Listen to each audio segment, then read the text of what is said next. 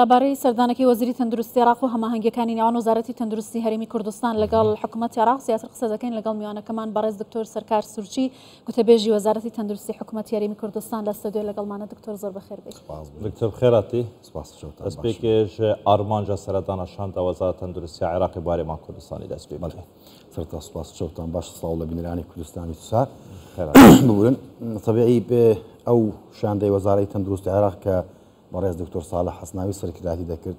سەردانی هەرێمی کوردستان دەکرد ئەمڕۆ لە شاری هەولێر دیارەمە چەندین زارە بەڕاستی وەزیری تەندروستی عێراق بەڕێز دکتۆر ساڵح حەسناوی و هەر جارە و شاندێک لەگەڵ خۆی دێنێتن و سەردانی هەرێمی کوردستان دەکەن. ئەم زاریان سەردانەکەی زیاتر جیاوازیەکەوە بوو کە سەردانێکی مەیدانی بوو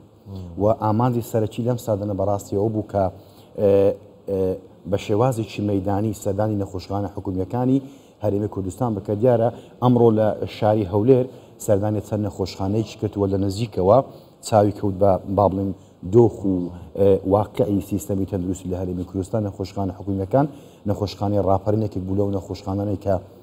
سەردانێکی بەڕێز دکتۆر ساڵح حەسناوی تەبیعی شاندی وەزارەتی تەندروستیش بەڕێز دکتۆر سامان بەرزنجی وەزیری تەندروستی لەگەڵ ئەم شاندە هەمویان بەیەکەوە بووین. ئێمە ئەمڕۆ سەردانی نەخۆشخانەی ڕاپەرینی منداڵامان کرد لە هەولێر، سەردانی نەخۆشخانەی هەولێری فێرکاریمان کرد، سەردانی نەخۆشخانەی نانەکەری کرا لە نزیکەوە چاومەن بە باڵێن سنتەری شوشتنی گورتی لەکەوت لە شاری هەولێر. دواتریش لە کۆتایی با بڵێن خشتەی با بڵێن پلانەکە سەردانی بەڕێوەبەرایەتی گشتی تەندروستی هەولێر کرا و لەوێ لەگەڵ بەڕێز دکتۆر دولوڤان فاتح بەڕێوەبەری گشتی تەندروستی هەولێر کۆبوونەوەی کرا و کە دواتر لەگەڵ ئەو زۆر باشە. دکتۆر خەرجی و پێداویستەکانی حکوومەتی هەرێمی کوردستان بۆ بابەتی پزیشکی و پێداویستی تەندروستیەکان چی؟ ئایا ئەوەی کە هەیە حکوومەتی عێراق دەیدات بە هەرێمی کوردستان بەشی و پێداویستیانە دەکات؟ بەڵێ خۆی تەبیعی قسەکردن لەسەر خەرجی حکوومەت با بڵێن وە تایبەت بۆ وەزارەتی تەندروستی بەڕاستی زۆر قسە لەسەرخۆ زۆر قسەی تێدا هەیە زۆر قسە لە خۆڵەکە. بەڵام من ئەگەر باس لەوە بکەم ئێمە کە دێن باس لە خەرجی حکوومەتی هەرێمی کوردستان دەکەین لە سێکتەری تەندروستی زیاتر بەڕاستی دوو خەڵی جەوهەری هەن، دوو بابەت دوو سێکتەری زۆر گرنگکەن. ئەوشیان بابەتی دەرمانە، بابەت دومیشن پێداویستی پزیشکیە کە ئامل لە خۆداگیری بابەتی تاقیگەی بابەتی و تا کۆتای هەندێک باڵێن کەلوپەری تری پزیشکێک کە ڕۆژانە لە نەخۆشخانەکان لە هۆڵەکانی لەشتەرگەری باڵێن کاری لەسەر دەکەن. بابەتی دەرمان ئێمە لە قانونی موازنەی عێراق لە بەشە بودجەی حاکیمە پشکی هەرێمی کوردستان لە بەشە بودجەی حاکیمە دەرمان دابین دەکەن بۆ هەرێمی کوردستان بۆ بەڕێوەبەرایەتی گشتەکە. دیارە وەزارەتی تەندروستی لە هەرێمی کوردستان ئێمە نۆ بەڕێوەبەرایەتی گشت تەندروستیمان هەیە هەر ڕاستە خۆ بە شێوەیەکی ڕۆتینی پشکی دەرمان بۆ ئەم بەڕێوەبەرایەتی گشتانە لە بەشە بودجەی حاکیمە لە ڕێی موەسسەسەیەکی مادیاوە دابین دەکرێتن و بەبێ هیچ کێشە گرفتێک ئەوەی کە لای ئێمە با بڵێن خاڵێک بوو کە گفتوگۆمان لەگەڵی کردووە وەکو جەنابیشتان ئاگادارن لە کۆتایی با بڵێن ساڵی ڕابردوو شاندێکی وەزارەتی تەندروستی حکوومەتی هەرێمی کوردستان سەردانی بەغدای کرد و لەگەڵ بەڕێز محەممەد شیع سوودانی سەرۆکوەزیرانی عێراق کۆبیەوە بابەتێکمان یانی کە پێمان گوتن ئەوە داواکاری ئێمە وەکو وەزارەتی تەندروستی حکوومەتی هەرێمی کوردستان کە پێداویستی پزیشکیش وەکو دەرمان لە بەشە بودجەی حاکیمە و لە قانونی موازنەی عێراق با بڵێن پشکی هەرێمی کوردستان لە بابەتی پزیشکیش بگرێتەوە و لە سەردانەکەی ئەمڕۆی بەڕێز دکتۆر ساڵح حەسناوی وەزیری تەندروستی عێراق دووبارە ئەم بابەتە وریژێنرایەوە و بەڵێمان پێدراوە کە ئینشەڵڵا لە داهاتوویەکی نزیکدا لیژنەیەکی باڵا پێکەنرەوە هەڵبەت هەر لەو کات لە سەردانەکەی با بڵێن شاندی وەزارەتی تەندروستی بۆ بەغدا وەزیری تەندروستی عێراقی بەڵێندا سوزدا و وان کێشانە جێبەجێ بکەن یان چارەسەر بکەن ئەو داخوازیان وەزارەتی تەندروستی هەرێما کوردستانی جێبەجێ بکەن. بەڵێ پێم خۆش بووم پرسیارەت کرد. طبیعی ینی بەڕاستی من قسەی دکتۆر ساڵح حەسناوی وەکو خۆی دەگوازم ئەو بەڕاستی لە کۆبوونەوەکە باسی لەوە کرد ئەن ئەمە بۆ ئێمە جێگەی خۆشحاڵی بوو. سوپاس بخۆ یەکێک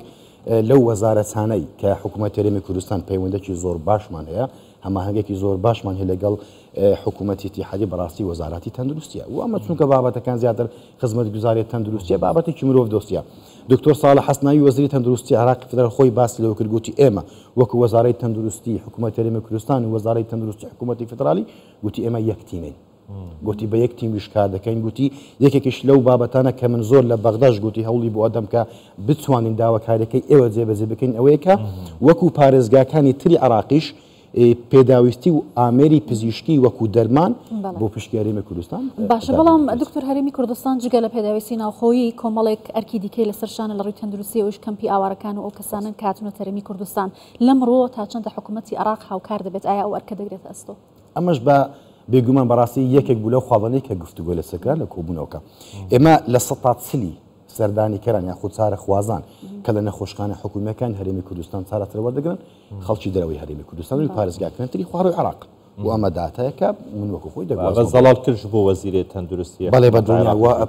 جەنابیشان باش دەزان ینی بەڕێز دکتۆر ساڵح حەسناوی ئەم شتە دەزانێتن کە ئێمە وەکو حکوومەتی هەرێمی کوردستان یەکێک لەو بەهار وەکو با بڵێن پرسیار یەکەمی جەنابەت ئەو بوو کە خەرجی حکوومەتی هەرێمی کوردستان لە بواری تەندروستیدا یەکێک لەوانەی کە بەڕاستی وای کردووە کە ئەمە خەرجیمان زۆر بێتن ژمارەی زۆر لە ئاوارە و پەناهەندە ڕویان لە هەرێمی کوردستان کردو ینی ئەمانە سەردانی نەخۆشخانە حکوومیەکان هەرێمی کوردستان دەکەن چارەسەری پزیشکی وەردەگرن بەبێ بەرامبەر ئێچێ ئەم شتانە دابین نەکاتن حکوومەتی هەرێمی کوردستانە یعنی ئەمە وای کردووە کە خەرجیەکان زۆر بن دواتر هەروەکو من باسم کرد خەڵکێکی زۆر ئێستا لە پارێزگاکانی تری خوار و عێراق سەردانی هەرێمی کوردستان دەکەن بۆ وەرگرتنی چارەسەری پزیشکی سورپەی ئەو نەخۆشێن و